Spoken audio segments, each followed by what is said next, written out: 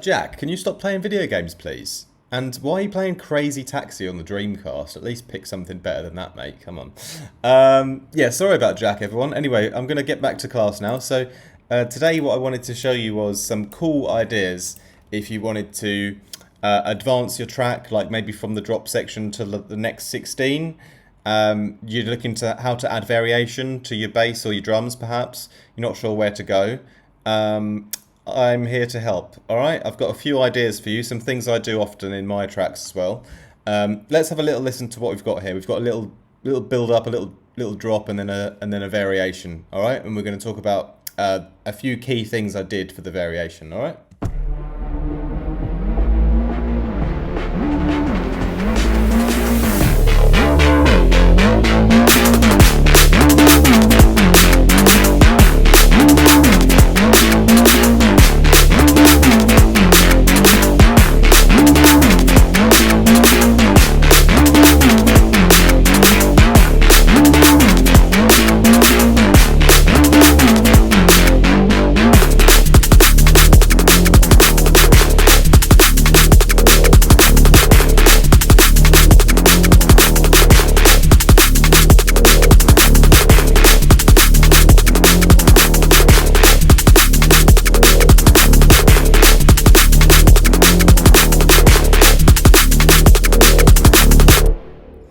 Alright, okay, excellent. Let's get into it then. Jack, can you put that old speckled hen away, please? I told you there's no drinking allowed in our class. Sorry. Yes, so variation-wise, what can you notice? Hands up, anyone, if you know what I did different? No, so when you're moving from one 16 to another and you're not sure what to do, here's a few things you can do and what I just did here to instantly give you some variation, right? So the first thing is, this is, change up your bass line, call and response. And you can even do this with the same bass line, because this the section before here, I just had one bass. All right, just very simple, one bass. And to do a call and response, I can actually use the same bass and just make another variation of it, low pass filtered. All right, so here's how I did it.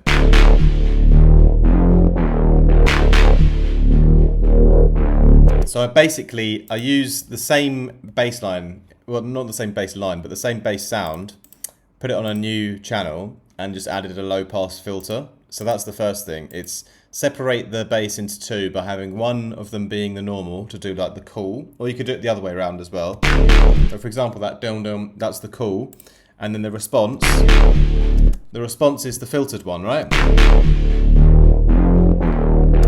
And there's a few other things I've done for the response bass, okay? So firstly, I obviously put a low pass filter on, and I've just used the kilohertz filter for this, and I've basically just automated it to come up from 140 up to 750 or something like that.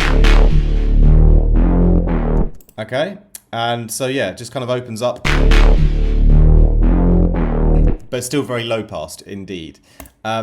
The next thing was changing up the bass melody. So the first note here on the original bass is the same, but then I don't copy the melody over and I just create a different melody, and I made it actually slightly simpler, or a bit less dynamic, you know, because before it was going up a whole octave and then skipping around, and now it's just playing a little bit with the semitones and a little what's this, 1, 2, 3, little sort of minor triad note.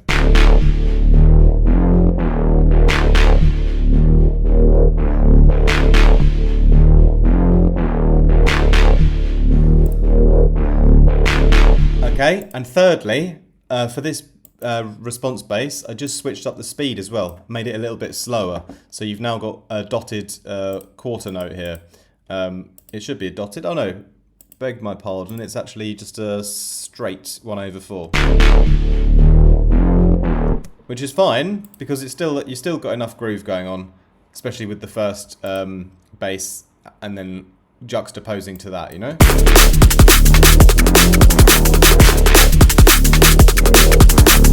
So yeah, ideas. Using the same bass again, but creating a different version of it. And in this version, low pass filtering it. to make it sort of softer, putting a different melody onto it, and then finally also putting a different speed onto it, right? And then so you've basically, yeah, you've just added a variation and created a cooler response out of the same bass, basically. So nice and easy.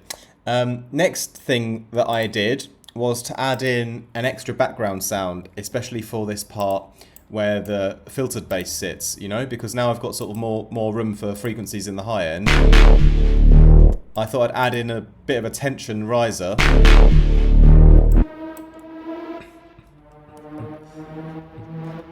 And so this is the riser that I made in a previous video, which is the same riser that I featured in the build-up.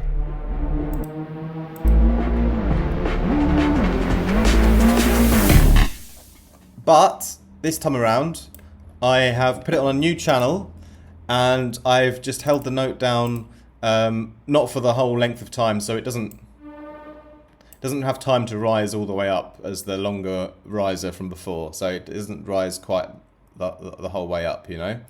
And then I've taken out some low end of it as well, around 200 hertz, and then also side chained it quite heavily to my kick drum, so it has a bit more of movement to it, you know. So let's put the kick back on.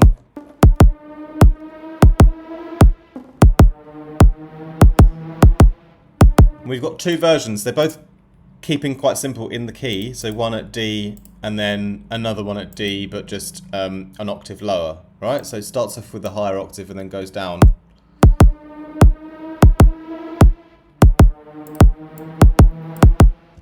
So yeah, that's really cool, because then it adds this whole new depth to this part of the 16 bar loop, you know.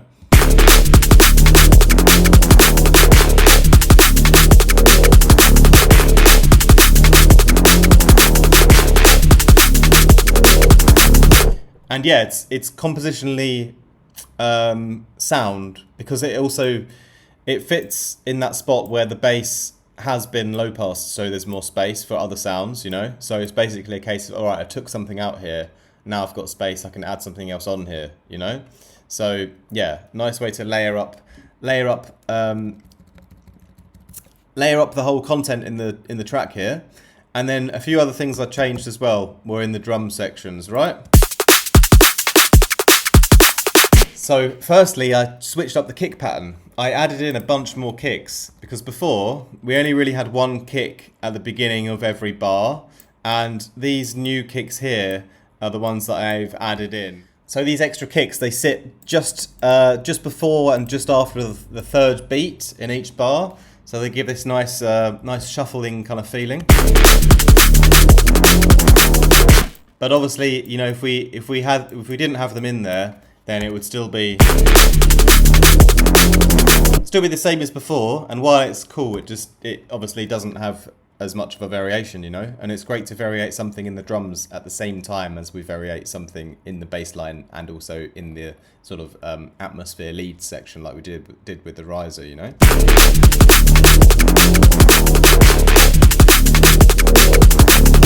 I did a similar thing for the snare, so I increased the snare frequencies as well. So I just basically added in this last one here. So this fourth snare, it kind of sits, yeah, you've got these two main snares as we had before.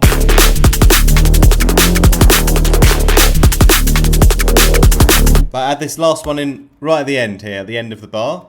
Again, it's this one's sitting, yeah, it's just halfway between the fourth beat and the start of the next bar.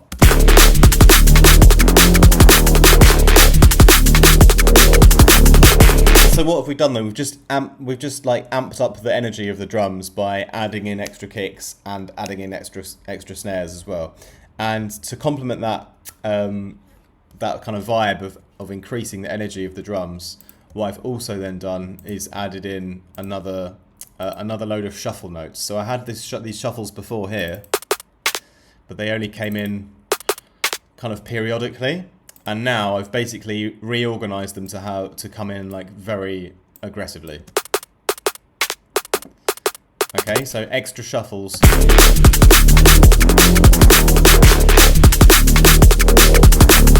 Okay, simple stuff. And also an extra top layer. Just another one, just a loop thrown on top, just fits quite nicely, and it's got a bit of a faster rhythm to it than previously what the drums had, you know. So if I play it like kind of, just give you a little context, just for the drums on their own.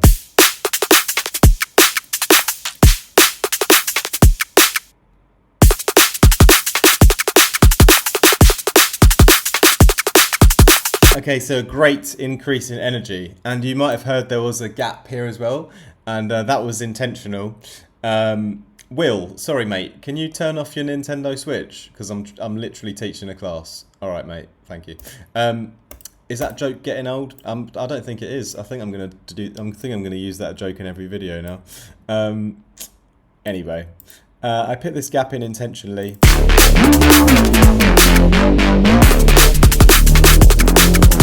To signify the change, and that's more of a transitional trick. It's not really so much, you know, how I added variation to the second 16 as a whole, but it is important to have that transitional, yeah, and that transitional kind of gap. Like, it does make a nice difference to the whole vibe, you know.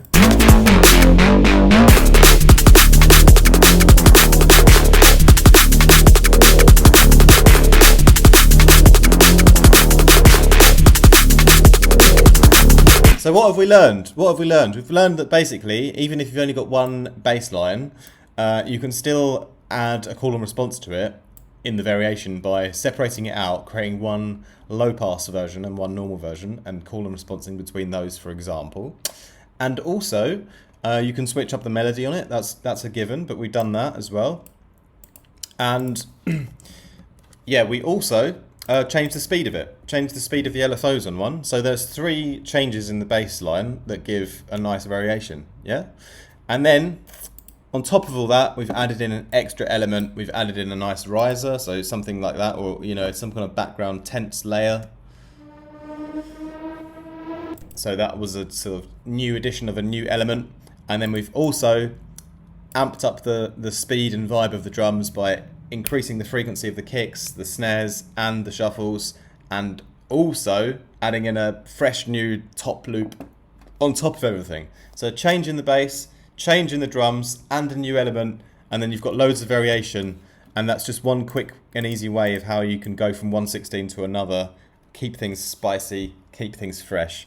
Hope you learned a bit from that today, my G's. Just a few basic ideas, but tried and true ideas. Very, very useful and effective in compositions across the board. All right, my G's. I hope you enjoyed that. May I remind you as well, if you guys want any production lessons with me, you can book in via the links down below. It's the best way to level up your sound at high speed, because I can directly pinpoint where your weaknesses are, and we can focus in on those together. Secondly, if you'd like to join my Discord community via Patreon, not only will you be doing me a massive favour by showing your support on the channel, but also you're going to get a lot out of it as well, because you're going to get access to my feedback live streams, you're going to get group chats, you're going to get feedback on your tracks from the hive mind, so it's definitely a great place to come along and hang out. Thirdly, if you guys want any Vital presets or Phase Plant presets or even current presets, I've got loads on my website, some really great quality premium packs up there. There's a few old free packs as well, but I will warn you that they are really, really old, and I put a lot of time into the real premium preset packs, so you should definitely grab some of those while you're there. Alright, thank you very much. If you want mastering as well, mixing and mastering, just email me at info@artifactmusic.com. And you can also email me if you want to arrange me to come and play in a supermarket near you. I made that joke once before. Play in a chip shop near you, or an events venue, whatever you want. But anyway, that's enough from me today. More from me very soon. Take care. Much love.